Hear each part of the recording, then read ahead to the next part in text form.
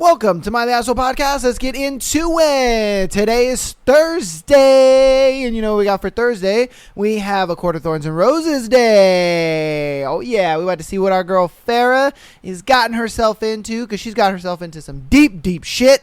And we about to find out what's going down in chapters 35 and 36 for today. But you know what we do? We always have our thread before we get into the book. And on Tuesday, we did a thread called, What's the Worst Way That You've Been Broken Up With?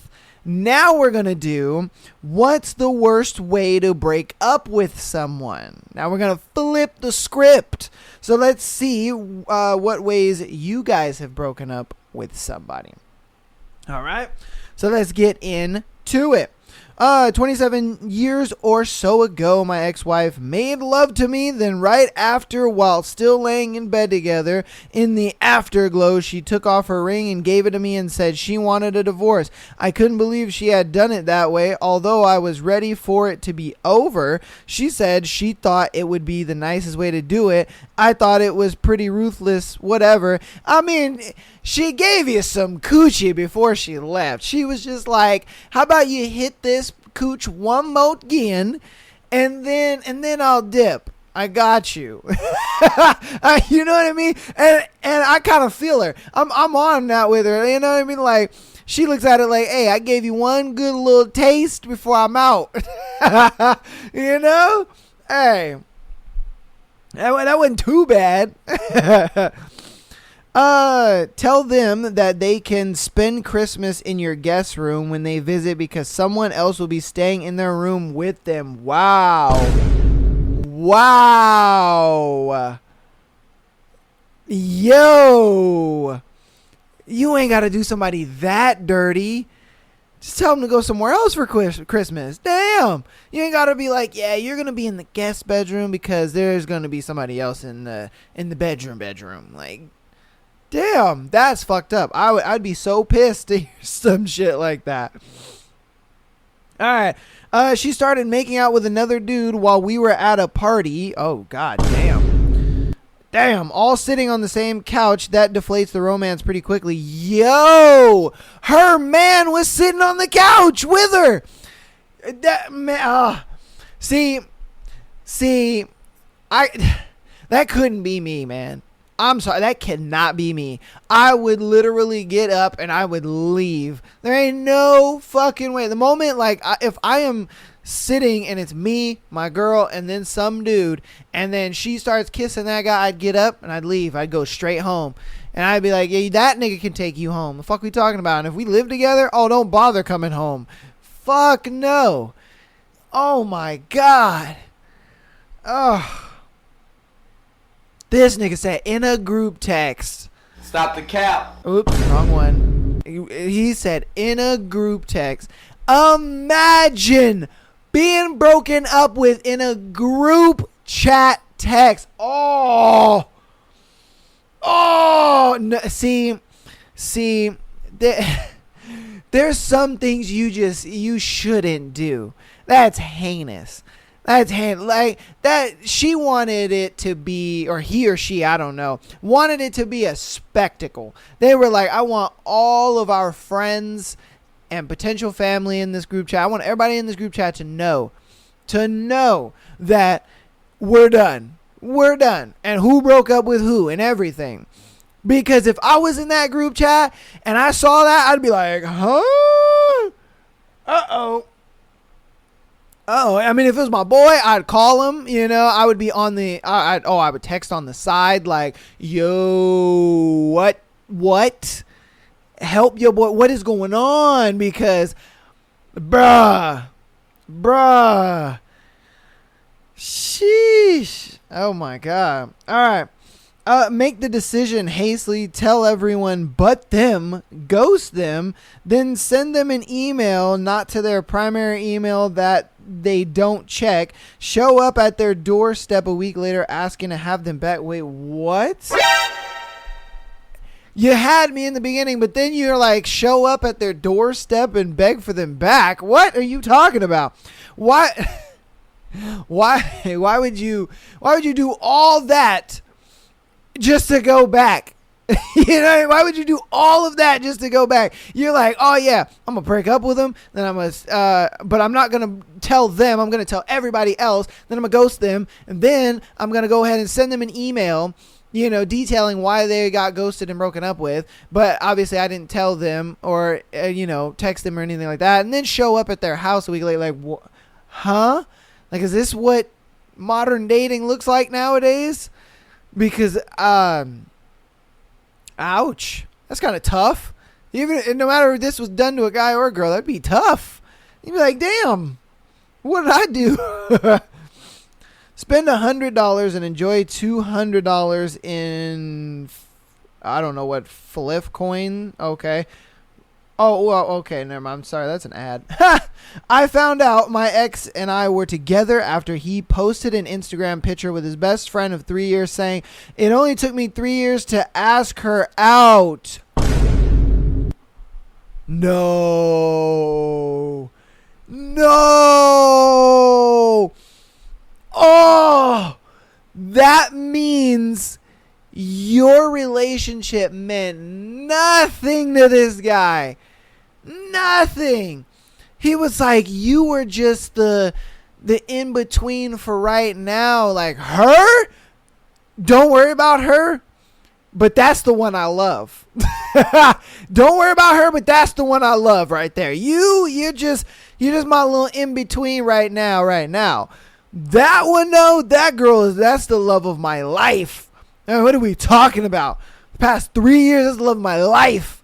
You're just my little in-between squeeze. That's crazy. Wow. Damn. My college roommate spent an entire weekend with his girlfriend from another state, knowing he was going to break up with her. When he took her to drop off at the train station on Sunday, he waited until she leaned in with the car door open to kiss him goodbye, broke the news instead of kissing her, didn't even unbuckle and get out. She stood there stunned with bags on the curb, and he closed the door and drove off. I thought that was pretty shit. Yo. So he spent the entire weekend with this girl. He was smashing her, taking her out, doing all this stuff. Then, knowing that he was going to break up with her, then when it's time to drop her off, he was just like, all right, cool, I hope you get back safe to this. She's like, okay, love you, waiting for a kiss. And he's just like, yeah, so we're done. I don't want to be with you ever again. And bye. Closes the door and just drives off. She's just stunned with her bags on the floor and everything. That's, wow.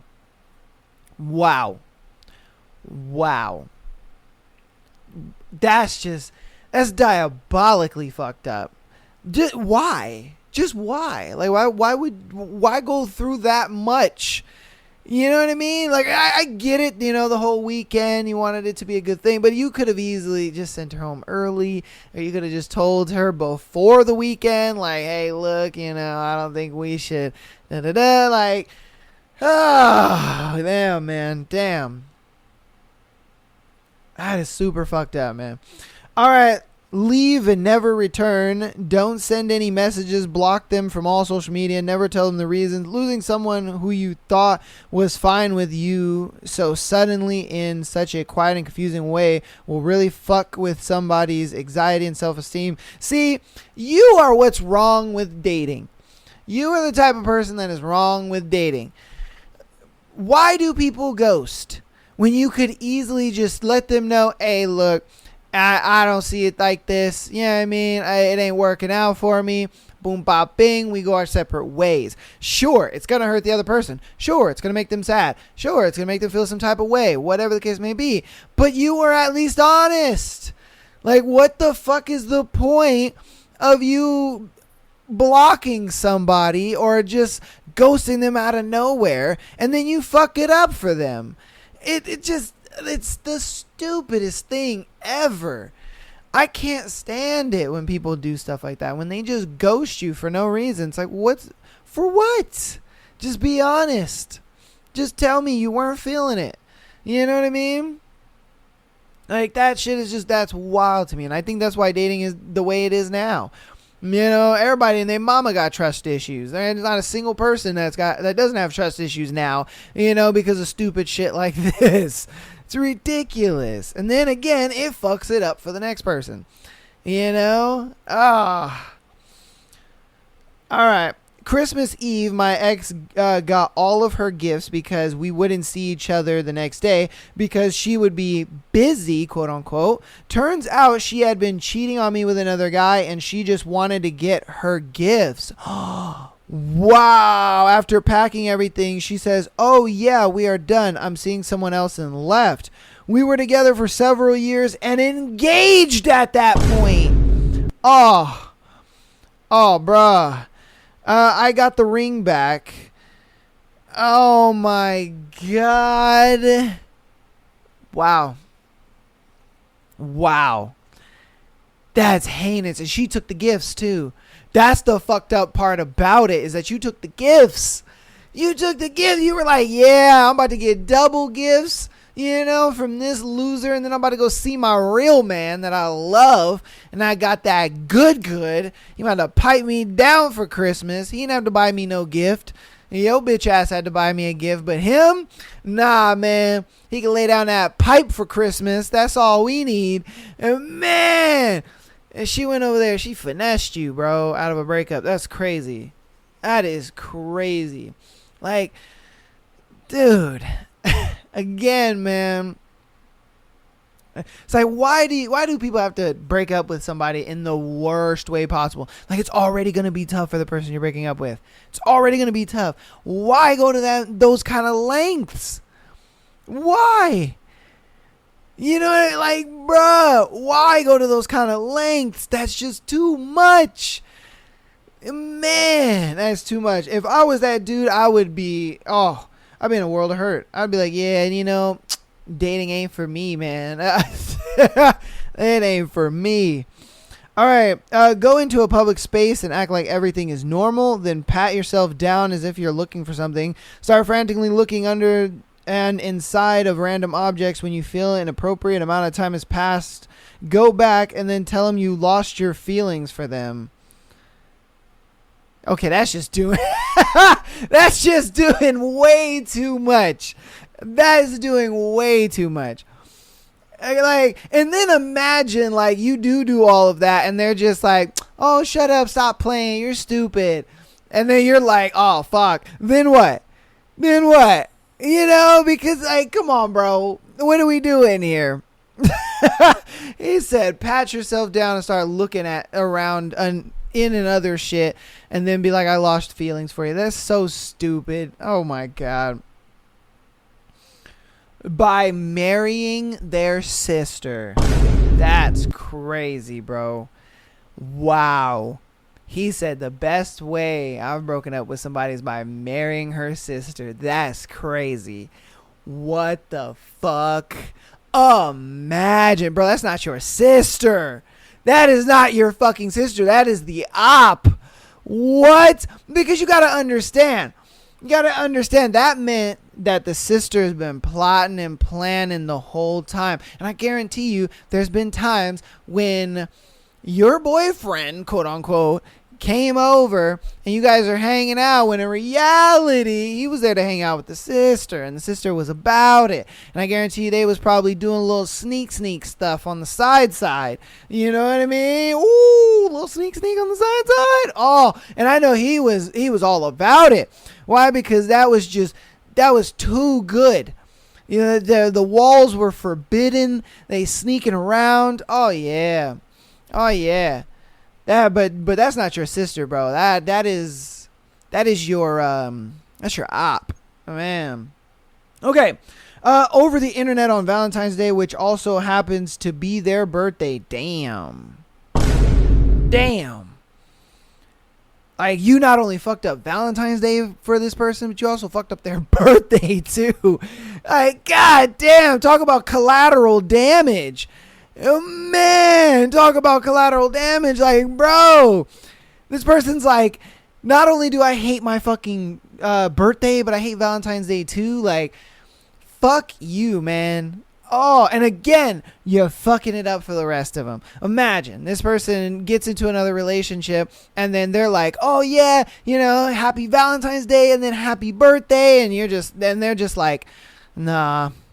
Why did you do all this? You know what I mean? And that would suck. Especially if you're the other person, you don't really know, you know what I mean, that they don't really like their birthday and Valentine's Day like that, and then you buy them gifts and want to make them feel special and all that kind of stuff, and they just hate the day. They just fucking hate the day. Like, damn. God damn, dude. All right, back in high school, I remember hearing about a couple having the following phone conversation. Hey, guys, who broke up today? The girl, who? Guy, us. That's fucked up, man. He told his girl, he said, hey, guess who broke up today? And she's like, oh shit, who? He's like, us. And just hung up. Like, y'all motherfuckers are diabolical, man. God damn. Like, don't get me wrong, like, I've broken up with girls in the past, but I've never, and I mean ever, have done some shit like this, like you guys. Man, what the fuck be going through you guys' head? Like, why? Why is that viable? They're just like, why? Like, okay, I'm trying to get into your mind here and see how you came to that conclusion as a good idea. Where, you're just thinking to yourself, man, how can I break up with her? Like, okay, maybe I could just like call her and I'll just try to make it like super quick. You know what I mean? Maybe I can make it like into a joke or something. Like, oh, yeah, that's a good idea. And then, oh, guess who broke up today? Oh, who? Us. And it's like, what the, like, come on, man. What the fuck? Now I see why people got fucking trust issues and, dating is trash nowadays. You know what I mean? People move on for like the littlest, tiniest things because it's like they get broken up with like this. Like, man.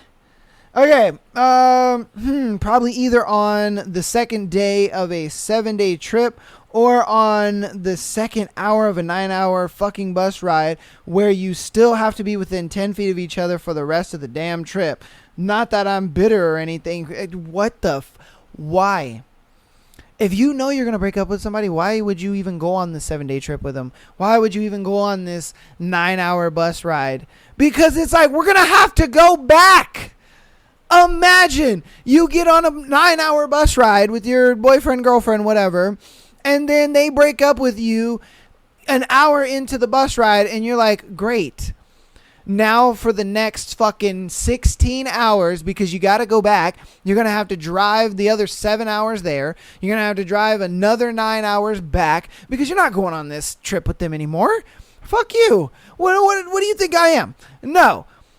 Same thing with the 7-day trip thing. It's like, great, fantastic. We paid for fucking 5 more days, and now I have to spend them in absolute agony. Wonderful. Great way to fucking ruin a trip. Like, what the fuck? Break up with them before. Not after, sorry. Before. And that way, you guys can cancel some shit. At least get a little money back. Something. Like, what the fuck, man? Jesus. Oh, I could never like plan a big ass trip with someone I'm going to break up with. Even if the trip was planned a long, long time ago, I would start canceling shit and, trying to get my money back as much as possible. This is that. And then I would let them know, hey, look, we're not going to, Belize or whatever because I'm breaking up with you. And then we're good. Like, who in the hell? I'd probably just be like, can I get off? I'd be trying to get off. I'd be like, can I get off this bus? I'm done. And then, the whole 7-day trip thing. Yeah, I'd be trying to fly back ASAP. Fuck are we talking about? Like, man. My boyfriend broke up with me by texting me, asking how my day was. I said, fine. How was yours? He responded with, great. Had a fantastic day with my girlfriend. I was at work all day. We had been together for 4 years and been living together for 2. He had been cheating on me and decided to leave me for his mistress. Good times. See what I mean? Fucking it up for the rest of us, man. See what I mean? This is how you destroy good people. This is how you destroy good people right here, man. Like, this girl could have been like the most loving and greatest girl ever. And now the next dude that she talks to and dates and all that kind of stuff, oh, bro, she's going to give that man hell. She's going to give that man hell. And he's going to be like, nah, I'm good on that. Damn, bro. Damn.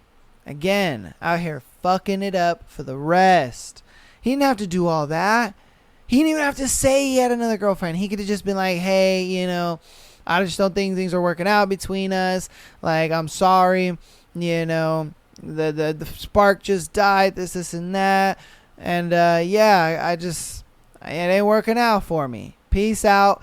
And then you could just easily go be with that other girl. You don't have to do all this. You don't have to do all that. Like, damn, man. Damn. All right. Let's see. Over text right after they tell you they have cancer. Whoa.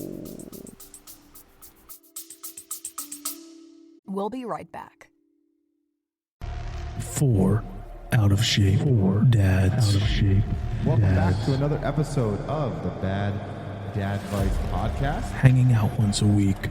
Consuming beers.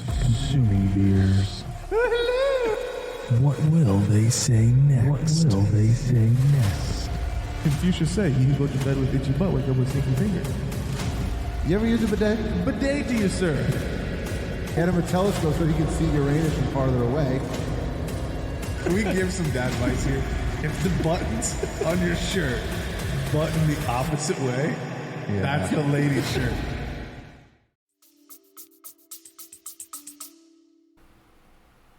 Wow. That's tough.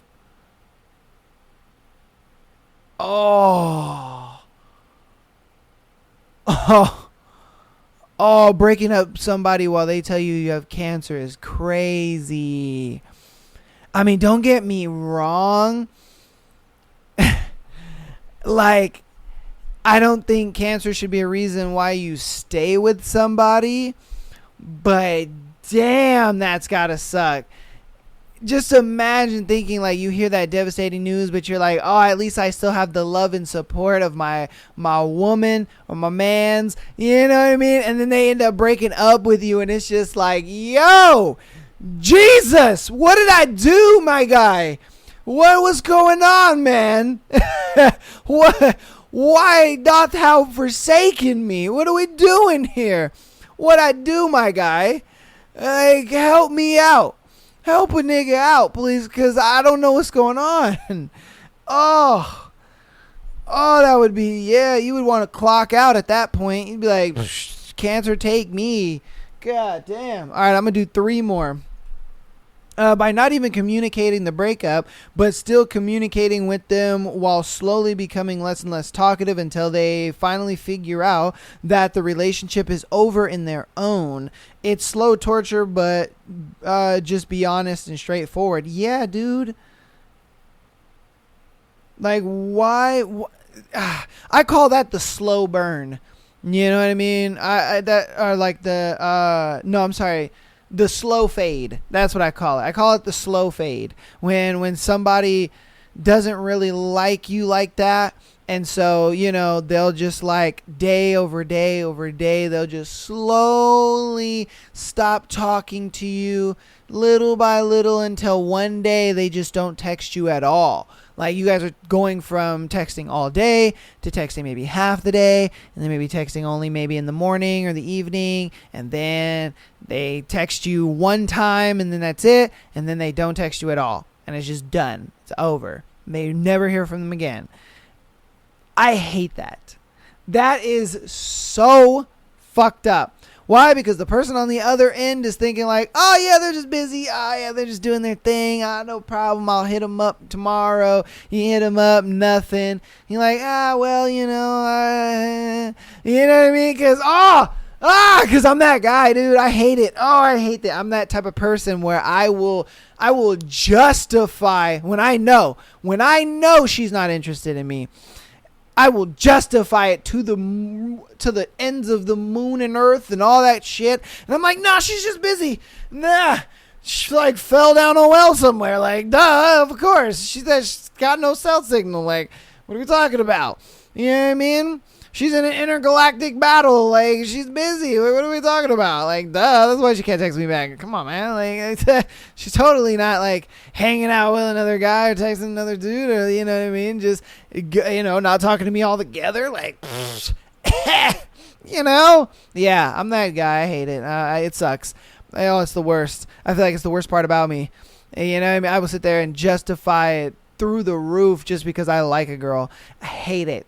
Hey, I don't know how people are just like, oh, okay, cool, they don't like me, whatever, and they just move on with their life. I don't know how they do that. I try to be that person, but then I can't sleep at night. You know what I mean? I'll be pretending like nothing is going on all day long, and then when it's time to go to sleep, it's just me and my thoughts, and I'm just like, I hate it. I hate it so much. Oh, I hate it so much, man. Oh, being that kind of person, I wish I was the type of person that could just turn it off. Like, oh my God, I wish I was that type of person, but I can't. Like, once I like somebody, I actually like them. It's like, yes, you know what I mean?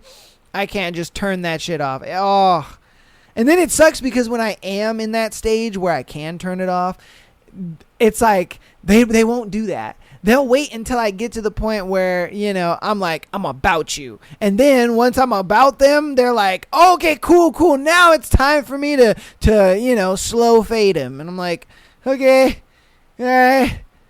Okay, again, that's where the craziness of she's probably in an intergalactic battle. It's all good, man. You know what I mean?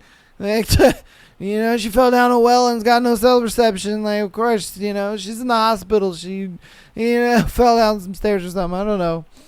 I'm telling you, man, your boy get delusional out here. Oh, this is going to be our last one, though. When you're a politician and your wife gets cancer, tell your campaign finance manager she's not young enough or pretty enough to be the wife of a president. Besides, she has cancer. Then you file for divorce while she's in the hospital. You later file for divorce from your second wife after she's diagnosed with multiple sclerosis. What the fuck, bro? Okay. Wow. Man, I mean, if you didn't have a worse reason to not like politicians, god damn, there you go. There you fucking go. God damn. All right.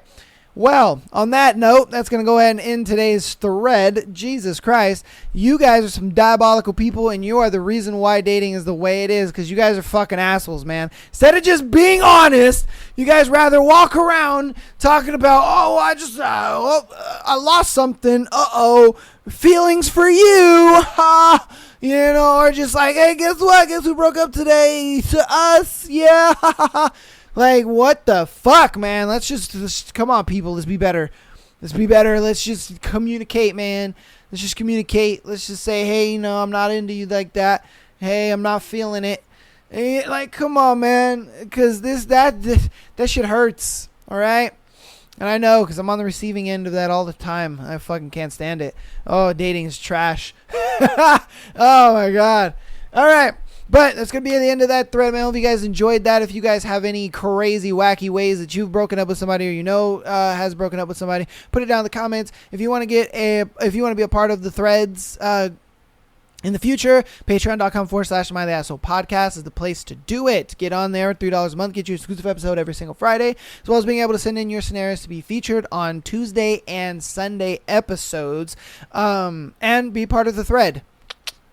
Check it out. If you are on the free 99 side of things, like most of you are, and that's okay. If you're on an audio platform, go ahead and download the podcast. It helps out a lot, as well as rating the show 5 stars if you haven't already on your preferable listening platform. It helps people. It helps the the app or whatever you use be like, hey, this guy's pretty cool. You should watch him. So helps out, and it's for free. If you want to help out even more on the free 99 side of things, go ahead and follow us on Instagram, TikTok, as well as the YouTubes. It helps out a lot, and guess what? It's all for free, baby. All right, it's all for free. All the links are down in the description, as well as all of the links to playlists and all that other stuff. If you guys don't know what's going on with the Court of Thorns and Roses right now, or you just joined in, or you just hopped in, don't worry, I got you. There's a whole playlist down there with all chapters, all the way from chapter 1 to chapter 34. Today we're going to be doing chapters 35 and 36. So if you want to get caught up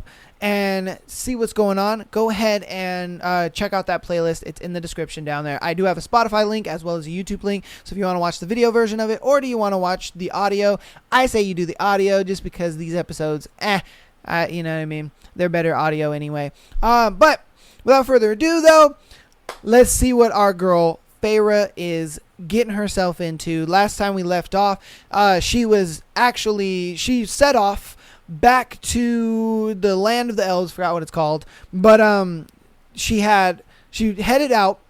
She was looking for Tamlin. She got back to their house, saw it in shambles and war torn and all that kind of stuff. Found out that Tamlin and Lucian have been kidnapped by Amaranthia, and so now she's like, bitch, I want my man back. And Amaranthia is like, come and get him, but you're gonna have to go through me to get him, bitch. So now they fighting over my man Tamlin, and it's getting a little juicy. Our girl is on the losing side of things right now. She's kind of getting her ass beat. So hopefully she can turn it around, whoop this bitch's ass, and get her man back. We'll see, though. We'll see what's going on. But without further ado, we have chapters 35 and 36. Tongue, before I knew no more. Chapter 35. My senses slowly returned to me, each one more painful than the last. The sound of dripping water first, then the fading echo of heavy footsteps. A lingering coppery taste coated my mouth. Blood. Above the wheezing of what had to be my clogged nostrils, the tang of mold and the reek of mildew scented the damp, cold air. Sharp bits of hay jabbed my cheek. My tongue probed the makings of a split lip, and the movement set my face on fire. Wincing, I opened my eyes, but could only manage to widen them a little. Swelling. What I beheld through my undoubtedly black eyes didn't do much for my spirits. I was in a prison cell. My weapons were gone, and my only sources of light were the torches beyond the door. Amarantha had said a cell was to be where I would spend my time, but even as I sat up, my head so dizzy I almost blacked out again, my heartbeat quickened. A dungeon. I examined the slants of light that crept in through the cracks between the door and the wall, then gingerly touched my face. It ached worse than anything I'd ever endured. I bit down on a cry as my fingers grazed my nose, flakes of blood crumbling from my nostrils. It was broken. Broken. I would have clenched my teeth had my jaw not been a throbbing mess of agony, too. I couldn't panic. No, I had to keep my tears in check, had to keep my wits together. I had to survey the damage as best I could, then figure out what to do. Maybe my shirt could be used for bandages. Maybe they would give me water at some point to wash out the injuries. Taking a breath that was all too shallow, I explored the rest of my face. My jaw wasn't broken, and though my eyes were swollen and my lip was split, the worst damage was to my nose. I curled my knees to my chest, grasping them tightly as I reined in my breathing. I'd violated one of Alice's rules. I'd had no choice, though, seeing Tamlin seated beside Amarantha. My jaw protested, but I ground my teeth anyway. The full moon. It had been a half moon when I left my father's home. How long had I been unconscious down here? I wasn't foolish enough to believe that any amount of time would prepare me for Amarantha's first task. I didn't allow myself to imagine what she had in mind for me. It was enough to know that she expected me to die, that there wouldn't be enough left of me for her to torture. I gripped my legs harder to keep my hands from shaking. Somewhere, not too far off, screaming began. A high-pitched, pleading bleat, accented with crescendos of shrieking that made bile sting in my throat. I might sound like that when faced with Amarantha's first task. A whip cracked, and the screaming built, hardly pausing for a breath. Claire had probably cried similarly. I had as good as tortured her myself. What had she made of all this? All these fairies lusting after her blood and misery?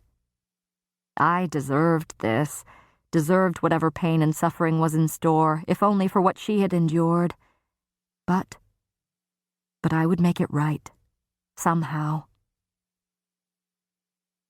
I must have drifted off at some point, because I awoke to the scrape of my cell door against stone. Forgetting the cascading pain in my face, I scrambled to duck into the shadows of the nearest corner. Someone slipped into my cell and swiftly shut the door, leaving it just a bit ajar. "Feyre?" I tried to stand, but my legs shook so badly that I couldn't move. "Lucian?" I breathed, and the hay crunched as he dropped to the ground before me. "By the cauldron! Are you all right?" My face. A small light flared by his head, and as his eyes swam into view, the metal one narrowed. He hissed. "Have you lost your mind? What are you doing here?" I fought the tears. They were pointless anyway. "I went back to the manor. Alice told me about the curse, and I couldn't let Amarantha—" "You shouldn't have come, Feyre," he said sharply. "You weren't meant to be here. Don't you understand what he sacrificed in getting you out? How could you be so foolish?" "Well, I'm here now," I said, louder than was wise. "I'm here, and there's nothing that can be done about it, so don't bother telling me about my weak human flesh and my stupidity. I know all that, and I wanted to cover my face in my hands, but it hurt too much. I had to tell him that I love him, to see if it wasn't too late." Lucian sat back on his heels. "So you know everything, then?" I managed to nod without blacking out from the pain. My agony must have shown because he winced. "Well, at least we don't have to lie to you anymore. Let's clean you up a bit." "I think my nose is broken, but nothing else." As I said it, I looked around him for any signs of water or bandages, and found none. It would be magic, then. Lucian glanced over his shoulder, checking the door. "The guards are drunk, but their replacements will be here soon," he said, and then studied my nose. I braced myself as I allowed him to gently touch it. Even the graze of his fingertips sent flashes of burning pain through me. "I'm going to have to set it before I can heal it." I clamped down on my blind panic. "Do it, right now." Before I could wallow in my cowardice and tell him to forget about it, he hesitated. "Now," I panted. Too swift for me to follow, his fingers latched onto my nose. Pain lanced through me, and a crack burst through my ears, my head, before I fainted. When I came to, I could open both eyes fully, and my nose was clear, and didn't throb or send agony splintering through my face. Lucian was crouched over me, frowning. "I couldn't heal you completely. They would know someone helped you. The bruises are there, along with a hideous black eye, but all the swelling's gone." "And my nose?" I said, feeling it before he answered. "Fixed, as pert and pretty as before." He smirked at me. The familiar gesture made my chest tighten to the point of pain. "I thought she'd taken most of your power," I managed to say. I'd barely seen him handle magic at all while at the estate. He nodded to the little light bobbing over his shoulder. "She gave me back a fraction to entice Tamlin to accept her offer, but he still refuses her." He jerked his chin to my healed face. "I knew some good would come of being down here." "So you're trapped under the mountain too?" A grim nod. "She's summoned all the High Lords to her now, and even those who swore obedience are now forbidden to leave until your trials are over." Until I was dead was probably what he truly meant. "That ring," I said, Is it actually Jurian's eye?" Lucian cringed. "Indeed. So you really know everything then?" "Alice didn't say what happened after Jurian and Amarantha faced each other." "They wrecked an entire battlefield, using their soldiers as shields until their forces were nearly all dead. Jurian had been gifted some protection against her, but once they entered into single combat, it didn't take her long to render him prone. Then she dragged him back to her camp and took weeks to torture and kill him. She refused orders to march to the King of Hybern's aid, cost him armies and the war. She refused to do anything until she'd finished Jurian's demise. All that she kept was his finger bone and his eye. Clythia promised him that he would never die. And so long as Amarantha keeps that eye of his preserved through her magic, keeps his soul and consciousness bound to it, he'll remain trapped, watching through it. A fitting punishment for what he did, but..." Lucian tapped his own missing eye. "I'm glad she didn't do the same to me. She seems to have an obsession with that sort of thing." I shuddered. A huntress. She was little more than an immortal, cruel huntress, collecting trophies from her kills and conquests to gloat over through the ages. The rage and despair and horror Jurian must endure every day for eternity. Deserved, perhaps, but worse than anything I could imagine. I shook the thought from me. "Is Tamlin?" "He's..." But Lucian shot to his feet at a sound my human ears couldn't hear. "The guards are about to change rotations and are headed this way. Try not to die, will you? I already have a long list of fairies to kill. I don't need to add more to it, if only for Tamlin's sake." Which was, no doubt, why he'd even come down here. Lucian vanished. Just vanished into the dim light. A moment later, a yellowish eye tinged with red appeared at the peephole in the door, glared at me, and continued onward. I dozed on and off for what could have been hours or days. They gave me 3 miserable meals of stale bread and water at no regular interval that I could detect. All I knew when the door to my cell swung open was that my relentless hunger no longer mattered, and it would be wise not to struggle when the 2 squat, red-skinned fairies half-dragged me to the throne room. I marked the path, picking out details in the hall, interesting cracks in the walls, features in the tapestries, an odd bend. Anything to remind me of the way out of the dungeons. I observed more of Amarantha's throne room this time too, noting the exits. No windows as we were underground, and the mountain I'd seen depicted on that map at the manor was in the heart of the land, far from the spring court, even farther from the wall. If I were to escape with Tamlin, my best chance would be to run for that cave in the belly of the mountain. A crowd of fairies stood along a far wall. Over their heads, I could make out the arch of a doorway. I tried not to look up at Claire's rotting body as we passed, and instead focused on the assembled court. Everyone was clad in rich, colorful clothing, all of them seeming clean and fed. Dispersed among them were fairies with masks, the spring court. If I had any chance of finding allies, it would be with them. I scanned the crowd for Lucian, but didn't find him before I was thrown at the foot of the dais. Amarantha wore a gown of rubies, drawing attention to her red gold hair and to her lips, which spread in a serpentine smile as I looked up at her. The Fairy Queen clicked her tongue. "You look positively dreadful." She turned to Tamlin, still at her side. His expression remained distant. "Wouldn't you say she's taken a turn for the worse?"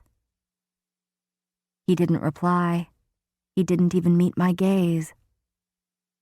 "You know," Amarantha mused, leaning against an arm of her throne, "I couldn't sleep last night, and I realized why this morning." She ran an eye over me. "I don't know your name. If you and I are going to be such close friends for the next 3 months, I should know your name, shouldn't I?" I prevented myself from nodding. There was something charming and inviting about her. A part of me began to understand why the High Lords had fallen under her thrall, believed in her lies. I hated her for it. When I didn't reply, Amarantha frowned. "Come now, pet. You know my name. Isn't it fair that I know yours?" There was movement to my right, and I tensed as the adder appeared through the parted crowd, grinning at me with row after row of teeth. "After all," Amarantha waved an elegant hand to the space behind me, the crystal casing around Jurian's eye catching the light, "you've already learned the consequences of giving false names." A black cloud wrapped around me as I sensed Claire's nailed form on the wall behind me. Still, I kept my mouth shut. "Rhysand," Amarantha said, not needing to raise her voice to summon him. My heart became a leaden weight as those casual, strolling steps sounded from behind. They stopped when they were beside me, far too close for my liking. From the corner of my eye, I studied the High Lord of the Night Court as he bowed at the waist. Night still seemed to ripple off him, like some near-invisible cloak. Amarantha lifted her brows. "Is this the girl you saw at Tamlin's estate?" He brushed some invisible fleck of dust off his black tunic before he surveyed me. His violet eyes held boredom and disdain. "I suppose."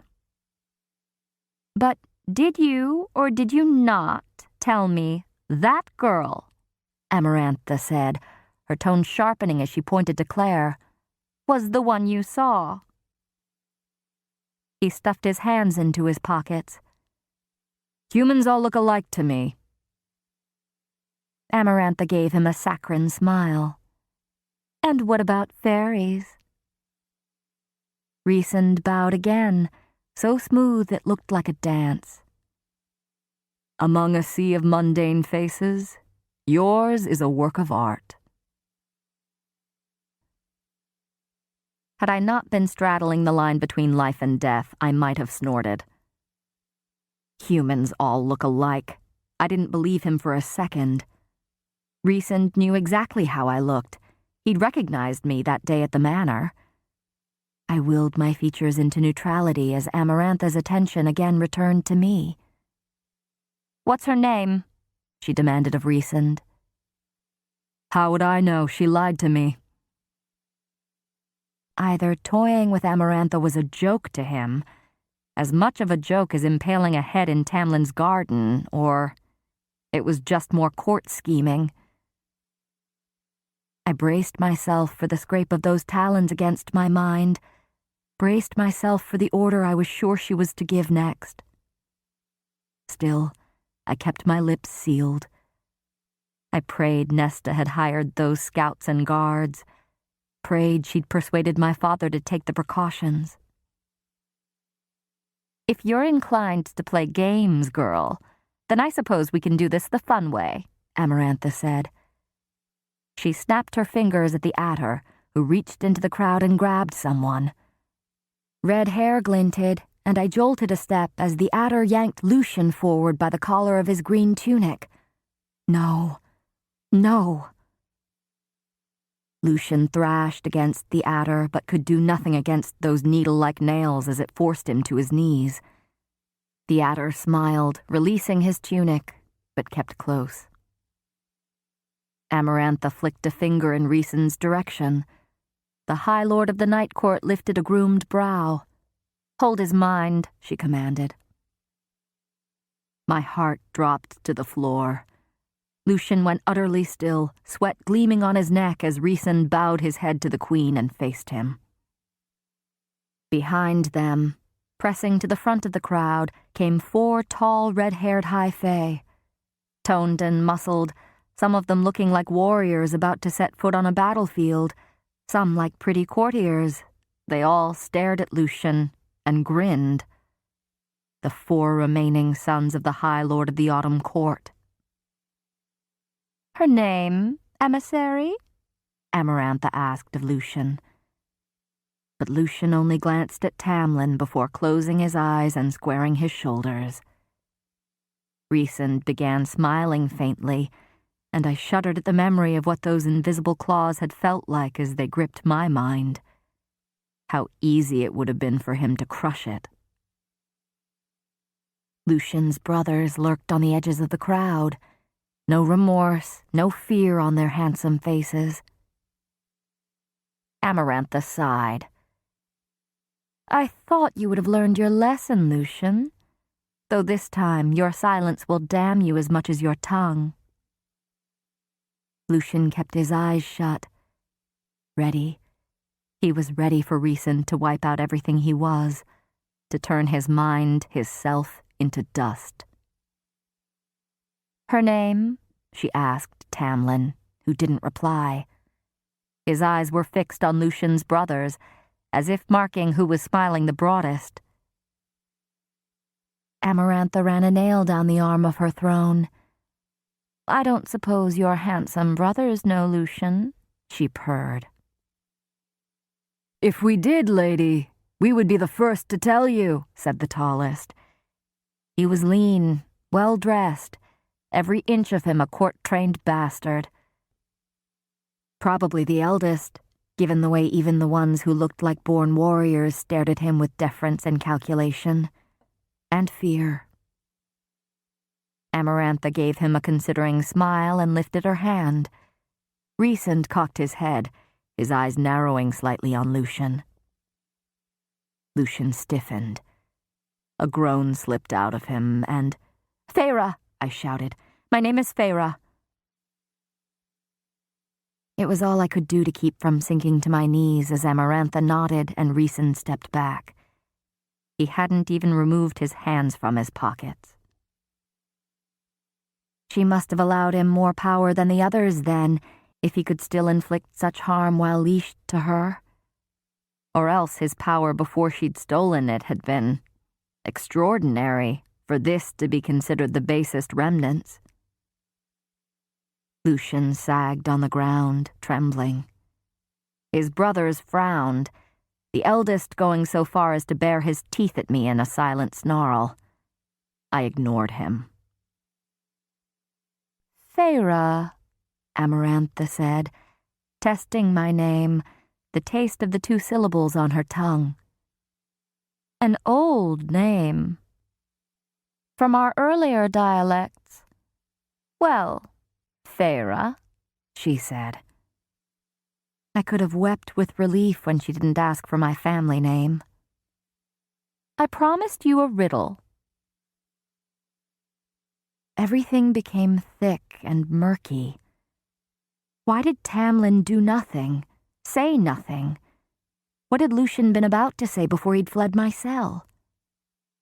"Solve this, Feyre, and you and your High Lord and all his court may immediately leave with my blessing. Let's see if you are indeed clever enough to deserve one of our kind."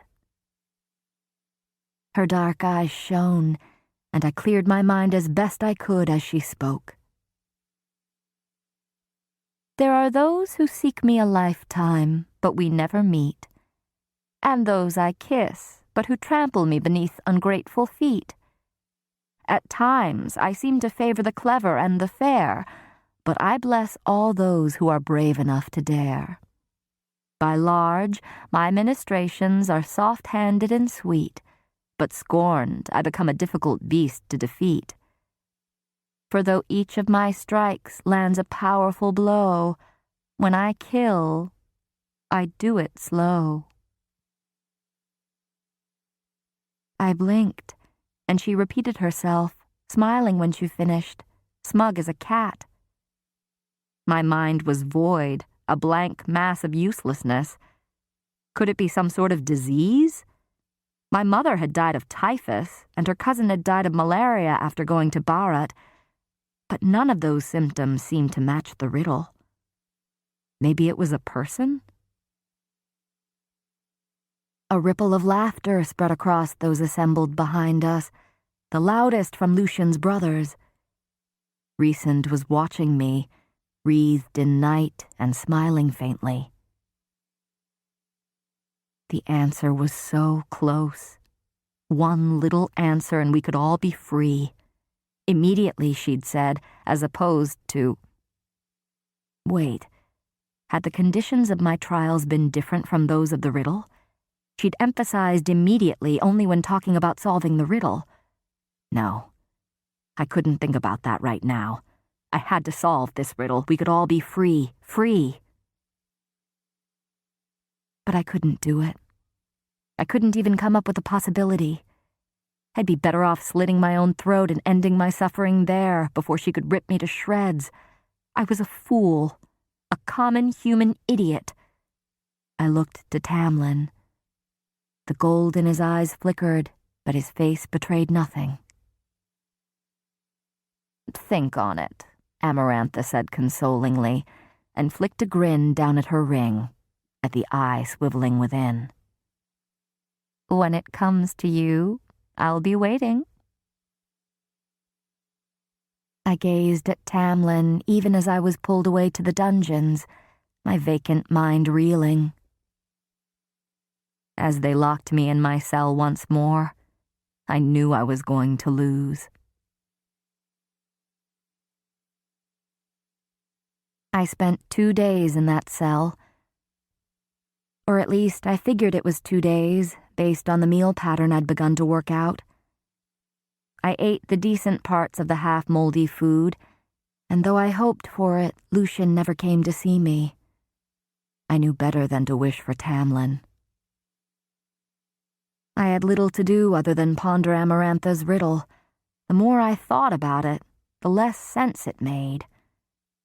I dwelled on various kinds of poisons and venomous animals, and that yielded nothing beyond my growing sense of stupidity. Not to mention the nagging feeling that she might have wound up tricking me with this bargain when she'd emphasized immediately regarding the riddle. Maybe she meant she would not free us immediately after I finished her trials, that she could take however long she wanted. No. I was just being paranoid. I was overthinking it. But the riddle could free us all, instantaneously. I had to solve it. While I'd sworn not to think too long on what tasks awaited me, I didn't doubt Amarantha's imagination, and I often awoke sweating and panting from my restless dreams. Dreams in which I was trapped within a crystal ring, forever silent and forced to witness their bloodthirsty, cruel world, cleaved from everything I'd ever loved. Amarantha had claimed there wouldn't be enough left of me to play with if I failed a trial, and I prayed that she hadn't lied. Better to be obliterated than to endure Durian's fate. Still, fear like nothing I had ever known swallowed me whole when my cell door opened, and the red-skinned guards told me that the full moon had arisen.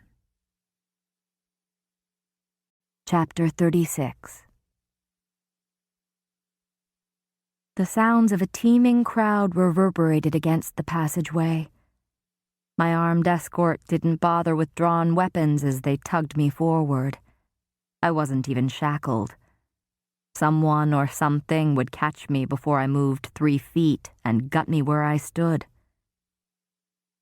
The cacophony of laughter, shouting, and unearthly howls worsened when the hall opened into what had to be a massive arena. There had been no attempt to decorate the torchlit cavern, and I couldn't tell if it had been hewn from the rock or if it was formed by nature. The floor was slick and muddy, and I struggled to keep my footing as we walked. But it was the enormous, riotous crowd that turned my insides cold as they stared at me. I couldn't decipher what they were shouting, but I had a good enough idea. Their cruel, ethereal faces and wide grins told me everything I needed to know. Not just lesser fairies, but high fae too, their excitement making their faces almost as feral as their more unearthly brethren. I was hauled toward a wooden platform erected above the crowd. Atop it sat Amarantha and Tamlin, and before it,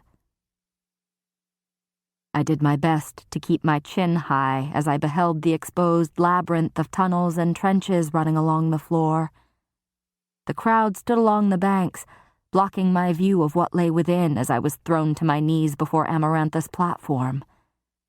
The half-frozen mud seeped into my pants. I rose on trembling legs. Around the platform stood a group of 6 males, secluded from the main crowd. From their cold, beautiful faces, from that echo of power still about them, I knew they were the other High Lords of Prythian. I ignored Rhysand as soon as I noticed his feline smile, the corona of darkness around him. Amarantha had only to raise a hand, and the roaring crowd silenced. It became so quiet that I could almost hear my heart beating. "Well, Feyre," the Fairy Queen said. I tried not to look at the hand she rested on Tamlin's knee, that ring as vulgar as the gesture itself. "Your first task is here. Let us see how deep that human affection of yours runs." I ground my teeth and almost exposed them to her. Tamlin's face remained blank. "I took the liberty of learning a few things about you," Amarantha drawled. "It was only fair, you know." Every instinct, every bit of me that was intrinsically human screamed to run, but I kept my feet planted, locking my knees to avoid them giving out. "I think you'll like this task," she said. She waved a hand, and the adder stepped forward to part the crowd, clearing the way to the lip of a trench. "Go ahead. Look." I obeyed. The trenches, probably 20 feet deep, were slick with mud. In fact, they seemed to have been dug from mud. I fought to keep my footing as I peered in farther. The trenches ran in a maze along the entire floor of the chamber, and their path made little sense. It was full of pits and holes, which undoubtedly led to underground tunnels, and hands slammed into my back, and I cried out as I had the sickening feeling of falling before being suddenly jerked up by a bone-hard grip. Up, up into the air. Laughter echoed through the chamber as I dangled from the adder's claws, its powerful wing beats booming across the arena.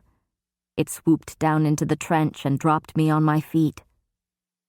Mud squelched, and I swung my arms as I teetered and slipped. More laughter, even as I remained upright.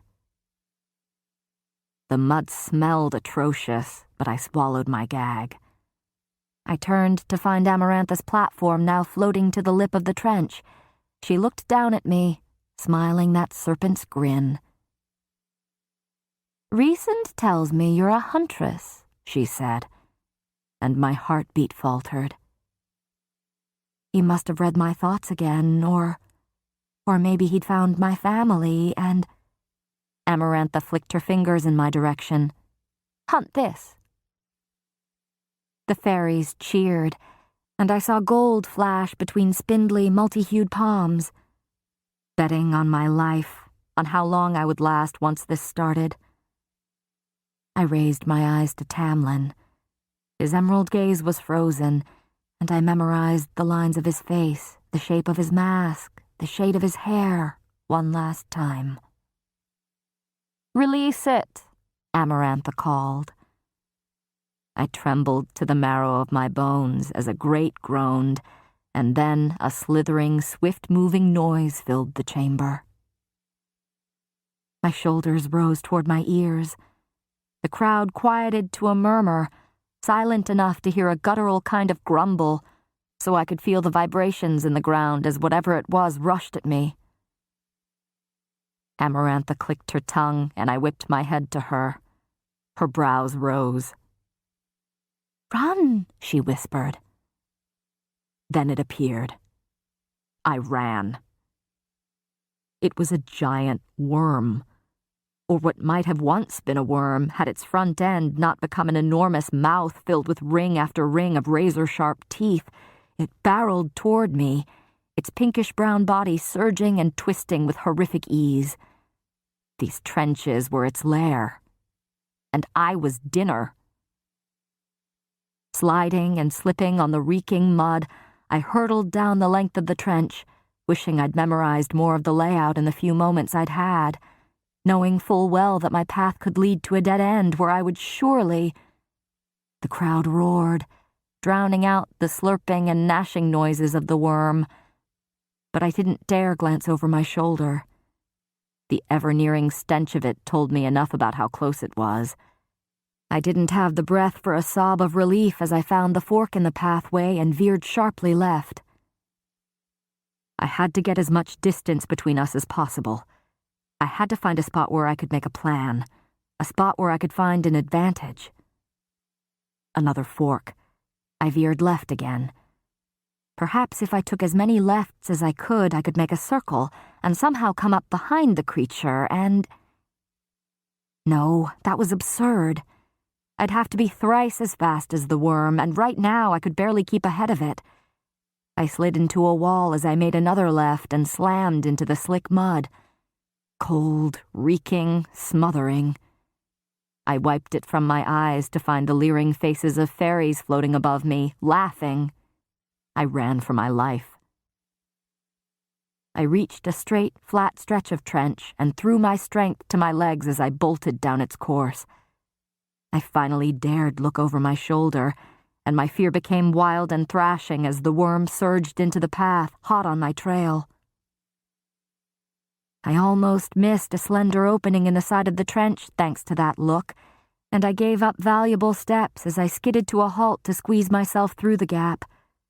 It was too small for the worm, but the creature could probably shatter through the mud. If not, its teeth could do the trick. But it was worth the risk. As I made to pull myself through, a force grabbed me back. No, not a force, but the walls. The crack was too small, and I'd so frantically thrown myself through it that I'd become wedged between it.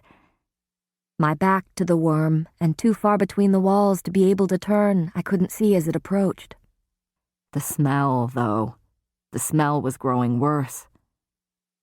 I pushed and pulled, but the mud was too slick and held fast. The trenches reverberated with the thunderous movements of the worm. I could almost feel its reeking breath upon my half-exposed body, could hear those teeth slashing through the air, closer and closer. Not like this. It couldn't end like this. I clawed at the mud, twisting, tearing at anything to pull me through. The worm neared with each of my heartbeats, the smell nearly overpowering my senses. I ripped away mud, wriggling, kicking, and pushing, sobbing through my gritted teeth. Not like this. The ground shook. A stench wrapped right around me, and hot air slammed into my body. Its teeth clicked together. Grabbing onto the wall, I pulled and pulled. There was a squelch and a sudden release of pressure around my middle, and I fell through the crack, sprawling in the mud. The crowd sighed. I didn't have time for tears of relief as I found myself in another passageway, and I launched farther into the labyrinth. From the continuing quieted roars, I knew the worm had overshot me. But that made no sense. The passage offered no place to hide. It would have seen me stuck there. Unless it couldn't break through and was now taking some alternate route and would spring upon me. I didn't check my speed, though I knew I wasted momentum by smashing into wall after wall as I made each sharp turn. The worm also had to lose its speed making these bends. A creature that big couldn't take the turns without slowing, no matter how dexterous it might be. I risked a look at the crowd. Their faces were tight with disappointment and turned away entirely from me, toward the other end of the chamber. That was where the worm had to be. That was where that passage had ended. It hadn't seen where I went. It hadn't seen me. It was blind. I was so surprised that I didn't notice the enormous pit that opened before me, hidden by a slight rise, and it was all I could do to not scream as I tumbled in. Air, empty air, and... I slammed into ankle-deep mud, and the crowd cried out. The mud softened the landing, but my teeth still sang with the impact. But nothing was broken. Nothing hurt. A few fairies peered in, leering from high above the gaping mouth of the pit. I whirled around, scanning my surroundings, trying to find the fastest way out. The pit itself opened into a small, dark tunnel, but there was no way to climb up. The wall was too steep. I was trapped. Gasping for breath, I fumbled a few steps into the blackness of the tunnel. I bit down on my shriek as something beneath my foot crunched hard. I staggered back, and my tailbone wailed in pain. I kept scrambling away, but my hand connected with something smooth and hard, and I lifted it to see a gleam of white. Through my muddy fingers, I knew that texture all too well. Bone. Twisting onto my hands and knees, I patted the ground, moving farther into the darkness. Bones. Bones. Bones of every shape and size, and I swallowed my scream as I realized what this place was. It was only when my hand landed on the smooth dome of a skull that I jumped to my feet. I had to get out. Now.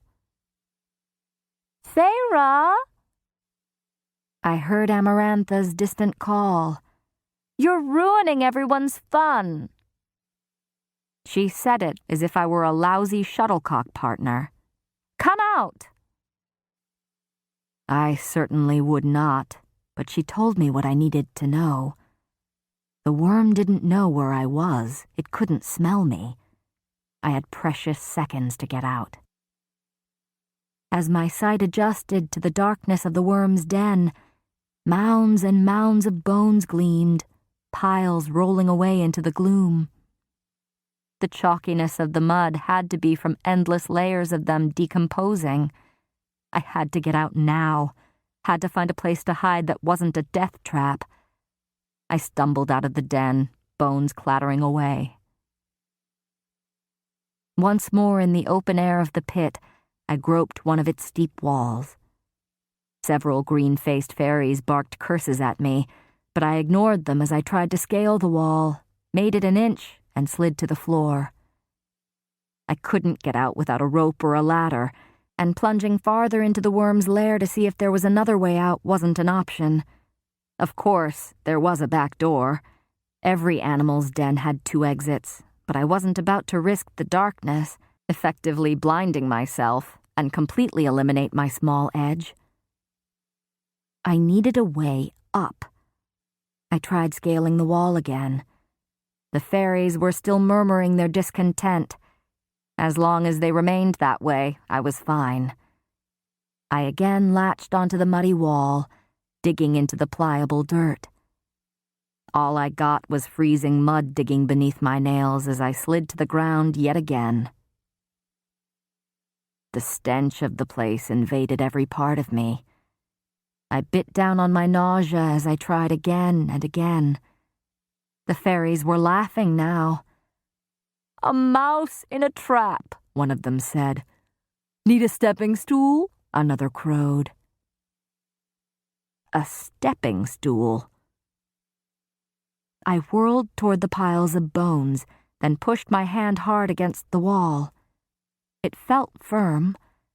The entire place was made of packed mud, and if this creature was anything like its smaller, harmless brethren, I could assume that the stench, and therefore the mud itself, was the remnant of whatever had passed through its system after it sucked the bones clean. Disregarding that wretched fact, I seized the spark of hope and grabbed the two biggest, strongest bones I could quickly find. Both were longer than my leg and heavy, so heavy as I jammed them into the wall. I didn't know what the creature usually ate, but it must have been at least cattle-sized. "What's it doing? What's it planning?" one of the fairies hissed. I grabbed a third bone and impaled it deep into the wall as high as I could reach. I grabbed a fourth, slightly smaller bone and set it into my belt, strapping it across my back. Testing the 3 bones with a few sharp tugs, I sucked in my breath, ignored the twittering fairies, and began climbing my ladder, my stepping stool. The first bone held firm, and I grunted as I grabbed the second bone step and pulled myself up. I was putting my foot on the step when another idea flashed, and I paused. The fairies, not too far off, began to shout again. But it could work. It could work if I played it right. It could work because it had to work.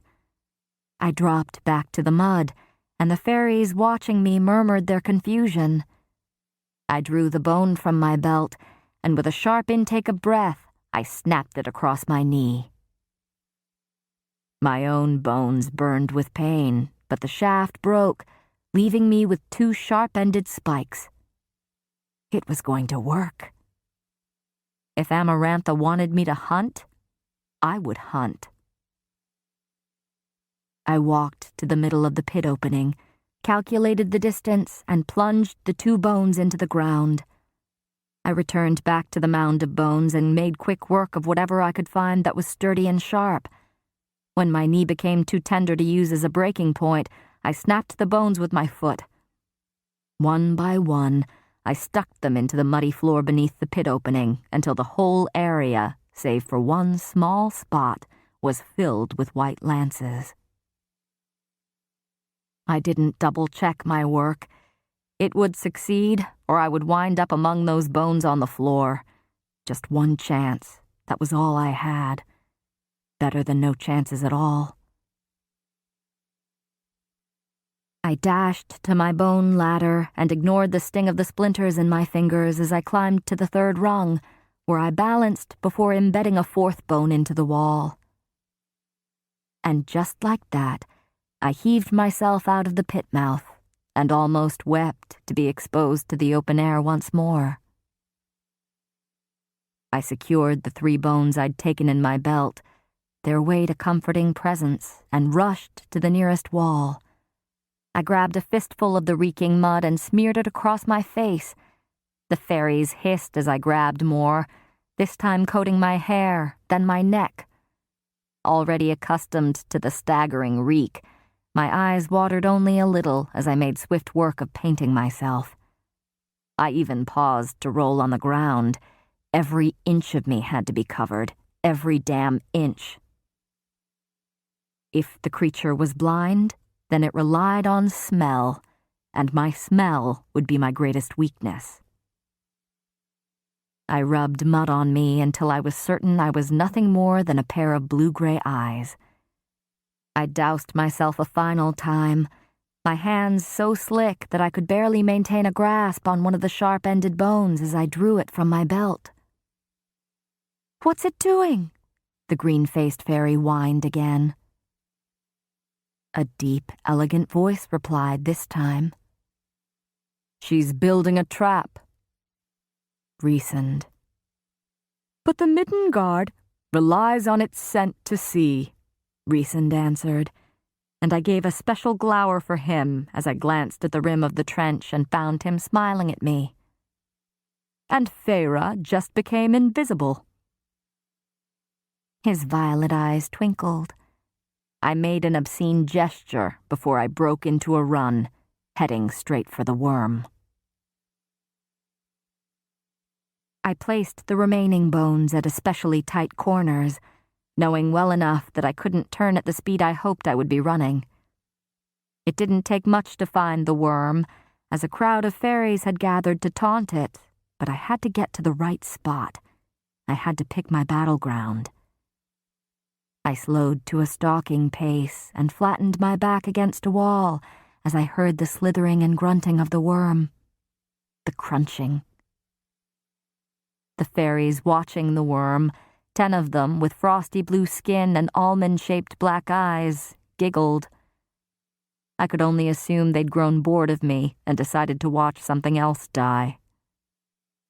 Which was wonderful, but only if the worm was still hungry, only if it would respond to the lure I offered. The crowd murmured and grumbled. I eased around a bend, craning my neck.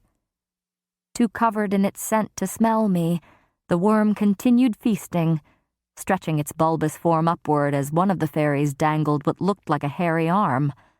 The worm gnashed its teeth, and the blue fairies cackled as they dropped the arm into its waiting mouth. I recoiled around the ben and raised the bone sword I'd made. I reminded myself of the path I'd taken, of the turns I'd counted. Still, my heart lodged in my throat as I drew the jagged edge of the bone across my palm, splitting open my flesh. Blood welled, bright and shining as rubies. I let it build before clenching my hand into a fist. The worm would smell that soon enough. It was only then that I realized the crowd had gone silent. Almost dropping the bone, I leaned around the bend again to see the worm. It was gone. The blue fairies grinned at me. Then, shattering the silence like a shooting star, a voice, Lucian's, bellowed across the chamber. "To your left!" I bolted, getting a few feet before the wall behind me exploded, mud spraying as the worm burst through, a mass of shredding teeth just inches away. I was already running, so fast that the trenches were a blur of reddish-brown. I needed a bit of distance or else it'd fall right on top of me, but I also needed it close so it couldn't check itself, so it was in a frenzy of hunger. I took the first sharp turn and grabbed onto the bone rail I'd embedded in the corner wall. I used it to swing around, not breaking my speed, propelling me faster, giving me a few more seconds on the worm.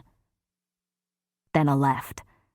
My breath was a flame ravaging my throat. The second hairpin turn came upon me, and I again used a bit of bone to hurtle around the bend. My knees and ankles groaned as I fought to keep from slipping in the mud. Only one more turn, then a straight run. I flipped around the final turn, and the roar of the fairies became different than it had been earlier. The worm was a raging, crashing force behind me, but my steps were steady as I flew down the last passage. The mouth of the pit loomed, and with a final prayer, I leaped. There was only open black air, reaching up to swallow me. I swung my arms as I careened down, aiming for the spot I'd planned. Pain barked through my bones, my head, as I collided with the muddy ground and rolled. I flipped myself over and screamed as something hit my arm, biting through flesh. But I didn't have time to think, to even look at it, as I scrambled out of the way, as far into the darkness of the worm's den as I could get. I grabbed another bone and whirled when the worm plummeted into the pit. It hit the earth and lashed its massive body to the side, anticipating the strike to kill me, but a wet, crunching noise filled the air instead. and the worm didn't move. I squatted there, gulping down burning air, staring into the abyss of its flesh-shredding mouth, still open wide to devour me. It took me a few heartbeats to realize the worm wasn't going to swallow me whole, and a few more heartbeats to understand that it was truly impaled on the bone spikes. Dead. I didn't entirely hear the gasps, then the cheering. Didn't quite think or feel very much of anything as I edged around the worm and slowly climbed out of the pit, still holding the bone sword in my hand. Silently, still beyond words, I stumbled back through the labyrinth, my left arm throbbing, but my body tingled so much I didn't notice. But the moment I beheld Amarantha on her platform at the edge of the trench, I clenched my free hand. Prove my love. Pain shot through my arm, but I embraced it. I had won. I looked up at her from beneath lowered brows and didn't check myself as I exposed my teeth. Her lips were thin, and she no longer grasped Tamlin's knee. Tamlin. My Tamlin. I tightened my grip on the long bone in my hand. I was shaking all over, but not with fear. Oh no, it wasn't fear at all. I'd proved my love, and then some. Well, Amarantha said with a little smirk, I suppose anyone could have done that. I took a few running steps and hurled the bone at her with all my remaining strength. It embedded itself in the mud at her feet, splattering filth onto her white gown, and remained there, quivering. The fairies gasped again, and Amarantha stared at the wobbling bone before touching the mud on her bodice. She smiled slowly. Naughty, she tisked.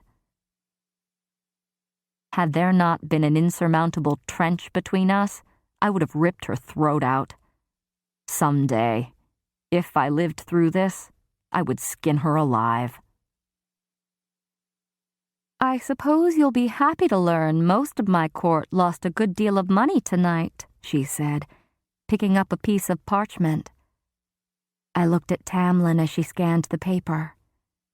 His green eyes were bright, and though his face was deathly pale, I could have sworn there was a ghost of triumph on his face. Let's see, Amarantha went on, reading the paper as she toyed with Jurian's finger bone at the end of her necklace. Yes, I'd say almost my entire court bet on you dying within the first minute. Some said you'd last 5, and... She turned over the paper.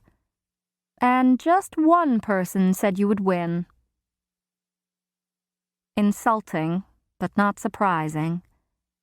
I didn't fight as the adder hauled me out of the trenches, dumping me at the foot of the platform before flying off. My arm burned at the impact. Amarantha frowned at her list, and she waved a hand. Take her away. I tire of her mundane face. She clenched the arms of her throne hard enough that the whites of her knuckles showed. Rhysand, come here. I didn't stay long enough to see the High Lord prowl forward. Red hands grabbed me, holding tightly to keep from sliding off. I'd forgotten the mud caked on me like a second skin. As they yanked me away, a shooting pain shot along my arm, and agony blanketed my senses. I looked at my left forearm then, and my stomach rose at the trickling blood and ripped tendons, at the lips of my skin pulled back to accommodate the shaft of a bone shard protruding clean through it. I couldn't even glance back at Tamlin, couldn't find Lucian to say thank you before pain consumed me whole, and I could barely manage to walk back to my cell.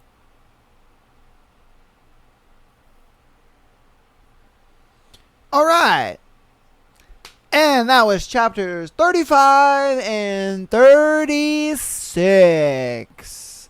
Hope you guys enjoyed today's episode. It was a bit of a long one today, so hopefully you guys got through it all. Hope you guys have been enjoying the book so far. We're almost done. We're like 80% through this book, and then we'll probably swap over to another one. If not, maybe I don't know. I did a poll last time if you guys wanted me to continue A Court of Thorns and Roses or Haunting Adeline, or you wanted me to do a different book. So I'll probably do that again. I'll run another poll and see if you guys want to continue the Court of Thorns and Rose series, or do you want to go back to Haunting Adeline, or do you want to do something completely different? I'll probably do a poll for that. But yeah, that's going to be today's episode. Thank you guys so much. Love you all. Again, get on the Patreon, download the episode, rate 5 stars, follow us on TikTok, Instagram, as well as YouTube. Love you all, and peace.